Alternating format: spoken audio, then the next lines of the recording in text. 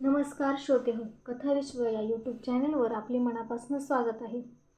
तर आपण ऐकत आहोत चंद्रकांत नवले लिखित लढाई भाग 4 सेकंड इनिंग. सकाळीच मला मुळेंचा फोन आला. हॅलो नवले सर, सुप्रभात. आज आमच्या लग्नाचा 50वा वाढदिवस आहे. मुलामुलींनी छोटेखानी कार्यक्रम ठेवला आहे. तसेच सहभोजनही आहे. आपण व नवलेबाई जेवायला या. आणि हां, नो बुके नो गिफ्ट. मी विचारले, आम्ही अवश्य येऊ. कार्यक्रम कुठे एखाद्या डायनिंग हॉलमध्ये ठेवला आहे का? मुळे म्हणाले, नाही, कार्यक्रम घरगुती स्वरूपाचा आहे व घरीच ठेवला आहे. 50 पात्र होतील. जवळचे नातलग व काही खास मित्र यांनाच बोलावलं आहे. संध्याकाळी 7 पर्यंत या. मी म्हणालो, ओके, नक्की येईल. मुळे माझा लहानपणीचा मित्र. एका शाळेत आम्ही शिकत होतो. माझा सायन्स विषय होता तर मुळेंचा कॉमर्स. वडील बँकेत अधिकारी होते. HSC झाले व त्याच वर्षी मुळेचे लग्न झाले. चांगल्या मुलीचे स्थळ आल्यामुळे त्यांच्या आईवडिलांनी लग्न उरकून घेतले. मी BSc करून शिक्षकी व्यवसायाकडे वळालो तर मुळे बँकेत लिपिक म्हणून लागला. गंमत अशी की त्याला मुलगी झाली व त्याच दिवशी नोकरी लागली. त्यामुळे त्याने मुलीचे नाव भाग्यश्री ठेवले. आम्ही सेवेनिमित्त वेगवेगळ्या गावी राहायचो. तरी अधूनमधून आमचे जाणे येणे असायचे. आमची मैत्री आत्तापर्यंत टिकून आहे. मुळे मला नेहमी 5, 10, 20, 50च्या नोटा देत असे. तसेच सुटी नाणीही देत असे. त्यामुळे माझ्याकडे नेहमी चांगल्या नोटा असायच्या. मुळे हा सद्गुणी व दुसऱ्याचे भले चिंतणारा माझा मित्र आहे. दुसऱ्याचे सदा भले चिंतणारा सद्गुणी माणूस हा नेहमी सुखाचा अधिकारी असतो. मुळेंनी मुलाला व मुलीला उच्च शिक्षण दिले. दोन्ही मुले डॉक्टर झाली. मुलगा MD मेडिसिन तर मुलगी MD ॲनेस्थेशिया. आई वडील वारल्यानंतर सर्व संपत्ती भावाने घेतली. मुळे सर्वात मोठे असल्यामुळे सर्व घरदार भावांना दिले. मुळे वहिनींनीही काही विरोध केला नाही. मुळे व सौ वहिनींनी मुलांच्या शिक्षणासाठी खूप कष्ट उपसले, काटकसर केली, पण मुलांना उच्च शिक्षण दिले. मुलाचे आणि मुलीचे लग्नही थाटात केले. मी मुळेंचा जवळचा इनर कोरमधला मित्र असल्यामुळे मी मुळेला जवळून अभ्यासले. त्याने कधीही कोणत्याही शेतकऱ्यास कर्ज घेताना त्रास दिला नाही की अडवणूक केली नाही. लोकांची पैशांची कामेही त्यांनी वेळेवर केली. फार उशिरा त्याला बढती मिळाली तरी तो नाराज नव्हता. मुळेला कोणतेही व्यसन नाही. फक्त संगीत त्याला आवडते. लता मंगेशकरांची जुनी गाणी असलेल्या ऑडिओ CDज त्याच्याकडे आहेत. कोठेही कार्यक्रमात जाताना मुळे व वहिनी सोबतच जातात. तसा त्यांनी नियमच करून टाकला. याबद्दल मी मुळे वहिनींना विचारले सुद्धा. त्यावर त्या म्हणाल्या होत्या, भाऊजी, झाड तिथे सावली. तसेच जेथे जेथे हे जातात तेथे मीही बरोबर जाते. मुळेंच्या अशा अनेक आठवणी आठवल्या. संध्याकाळी आम्ही जाण्यासाठी तयार झालो. बरोबर 7 वाजता मुळेंच्या घरी पोहोचलो. पती पत्नींनी आमचे स्वागत केले. सौ वहिनी नऊवारी नेसल्या होत्या. नाकात नथ, आंबाडा व गजरा शोभत होता. नातवंडांनी फुग्याचे डेकोरेशन केले होते. जवळचे नातलग व मित्रपरिवार उपस्थित होता. हळू आवाजात गाण्याची ऑडिओ CD सुरू होती. रेशम की डोरी हे गीत सुरू होते. सुवासिनींनी औक्षण केले. मुळे आजी आजोबांनी केक कापला व एकमेकांना भरवला. नातवंडांनीही आजी आजोबांस केक भरवला. त्यांच्या मुलीने व सुनेने एका ताटात 50 दिवे लावले व त्यांना ओवाळले. नातवंडांनी आजी आजोबांना गिफ्ट दिले. आम्ही उपस्थितांनी शाल व श्रीफळ दिले. काही नातलगांनी आहेरही केला. यावेळी सर्वांना सूप सर्व केले गेले. नातवंडांनी त्यांचे विचार मांडले. ते म्हणाले, आमचे आजी आजोबा आम्हास खूप आवडतात.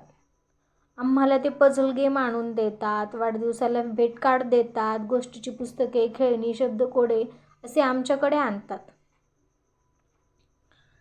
सर्वांनी टाळ्या वाजवून कौतुक केले.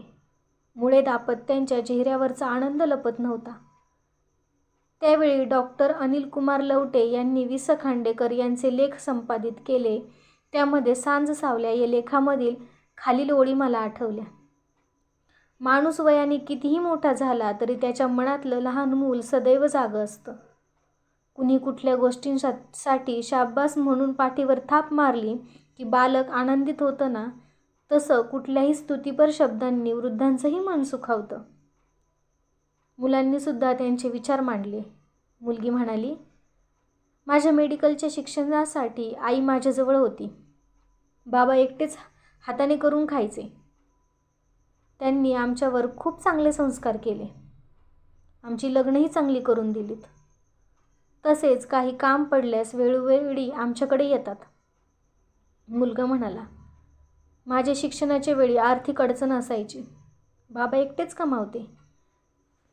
त्यावेळी आईने तिच्या सोन्याचे दागिने मोडले व आमची नड भागवली.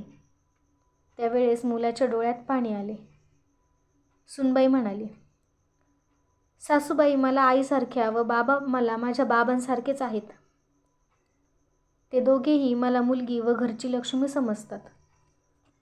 सर्वांनी आग्रह केल्यामुळे मुळे आजी सांगू लागल्या, देवाने मला सर्व सुख दिले. एकच कमी आहे. ही पाखरं येतात, दाणे टिपतात आणि उडून जातात. मुलगी मुंबईला असते, मुलगा परदेशात असतो. राहतो आम्ही दोघे. एका नातलगाने विचारले, आजी तुम्ही भांडता का? मुळे आजी म्हणाल्या, भांडतो की. पती पत्नीच्या जीवनामध्ये भांडण ही आवश्यक आहेत, पण ते भाजीतल्या मिठा इतकंच असावं. आता तर आम्ही पात्रालाही मीठ लावत नाही. मागच्या गोष्टी उकरून काढायच्या नाहीत असं आम्ही दोघांनीही ठरवलं आहे. 60नंतरच सहजीवन मुरलेल्या लोणच्यासारखं चवदार व चटकदार असावं. लग्नाच्या वेळी माझं शिक्षण कमीच होतं, त्यामुळे नोकरी करता आली नाही. प्रत्येक स्त्रीला वाटते की आपल्या हातात पैसा असावा व आपणही काही खरेदी करावी. पण ह्यांनी मला पैशाची काही कमी केली नाही. 100 रुपये मागितले तर 200 रुपये देतात. घराचा किराणा भाजीपाला मीच आणते. दुधाचा, गॅसचा, विजेचा हिशोब मीच ठेवते. हे सर्व ठिकाणी मला घेऊन जातात. मुलं काय हवं नको ते आणून देतात. आणखी काय पाहिजे? जेवणाची तयारी झाली होती तरी सर्वांनी मुळे आजोबांना तुमची दिनचर्या कशी असते ती सांगा अशी विनंती केली. मुळे आजोबा म्हणाले, माझी दिनचर्या अगदी सोपी व सरळ आहे. तसेच आमचे सहजीवनही उत्तम आहे. मी वर्तमानपत्रात वाचले की आपले शरीर हे एक उद्यान आहे. एका निष्णात मळ्याप्रमाणे आपण उद्यानाची काळजी घेतली पाहिजे. निवृत्तीनंतर निरामय व स्वस्थ आयुष्य, सात्विकता ही भावना आम्ही ठेवली व त्याप्रमाणे वागण्याचा प्रयत्न करतो. तसेच अर्धा ग्लास भरलेला आहे याचाच विचार करतो व करीत आलो आहे. जसे मी नोकरी केली, पैसे कमावले, तर सौने घर सांभाळले. तिने आत्तापर्यंत मला व मुलांना आवडणाऱ्या भाज्या केल्या, आवडीचे पदार्थ केले. मला आवडतात त्या रंगाच्या साड्या नेसल्या. कोणत्याही गोष्टीचा हट्ट केला नाही. मित्रमंडळी आल्यास तसेच नातलग आल्यास हवे ते पदार्थ करते. घर कपडे स्वच्छ ठेवते. आणखी काय हवं असतं? शेवटी संसार दोघांचा आहे. कधी कधी आपण पाहतो की पत्नीचं मनातलं आयुष्य व वास्तवातलं आयुष्य हे वेगवेगळं असतं. ते आम्ही एक करण्याचा प्रयत्न करतो. तू तुझं बघ, मी माझं बघतो, याऐवजी मी तुझं बघतो, तू माझं बघ हा विचार येणं महत्त्वाचं ठरतं. जीवनामध्ये अगदी छोट्या छोट्या गोष्टी असतात, त्याला आपण वाजवीपेक्षा जास्त महत्त्व देतो. आम्ही देत नाही. मी विचार करतो की मी आता बँकेचा अधिकारी नाही तर सहजीवक आहे. ही कपडे धुते, वाळत घालते. कपडे वाळले की मी घड्या घालून जागेवर ठेवतो. ही अंथरूण टाकते, मी अंथरूण काढतो. बाहेर जाताना कडी कुलूप मी लावतो, परत आल्यावर ही उघडते. झाडू पोछा ती करते, अधूनमधून मी करतो. असं आमचं चालतं. आयुष्य जगायचं तर सुखसमाधानात जगायचं.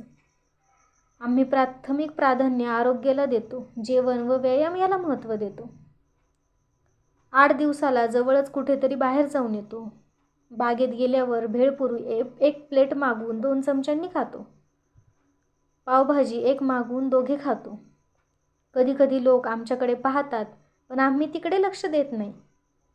दुपारी वर्तमानपत्र वाचणं, शब्दकोडं सोडवणं, थोडेफार लिखाण, आठवड्यातून एकदा मुलीला व मुलाला फोन करणं, मित्रमंडळींकडे जाणं, सांस्कृतिक कार्यक्रमास, व्याख्यानास आवर्जून जातो. रात्री झोपण्यापूर्वी अर्धा तास जुनी गाणी ऐकतो व झोपतो. सर्वांनी टाळ्या वाजवून आनंद व्यक्त केला. सुरुची जेवणानंतर कार्यक्रमाची सांगता झाली. हा कसा वाटला हे कमेंटद्वारे नक्की कळवा व चॅनलला लाईक करा, शेअर करा व सबस्क्राईबही करा. धन्यवाद.